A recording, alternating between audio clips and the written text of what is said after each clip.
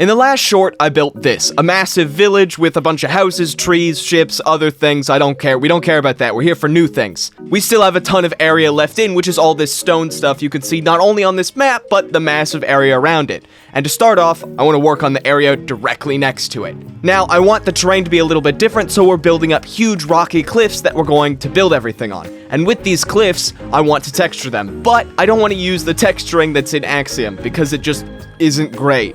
So, instead, I'm going through by hand and shaping out and coloring all of these cliffs. Why? Because I'm insane. And because I lack the capacity to plan anything out, I went through and changed up the coloring of these cliffs so many different times, which you can see through the time lapses. I'm not going to go into it at all because it really is so annoying how many times I had to redo this. I also tried to add like grass and stuff to break up the stone, but I can never figure out how I wanted them to look, but we're moving on to building up the castle. And this original shaping I laid out in stone gave me a rough idea for what I wanted to do, but I ended up changing it a ton. And after figuring out how I wanted to look, I randomly changed to shaders and started adding coloring and shading so many different ways. First we went with just plain stone, then we moved on to making it white, and then I added in a ton of the details and tried to figure out how it would look. And then it looked like so I added a ton of trees to try and blend it in with the environment around it so that it looked better. I also decided that we needed some more height, so I built up a couple towers with some bridges and then added a bunch of details to that, including this tree to break up all the white, and then a couple little additions to it, and eventually we ended up with this.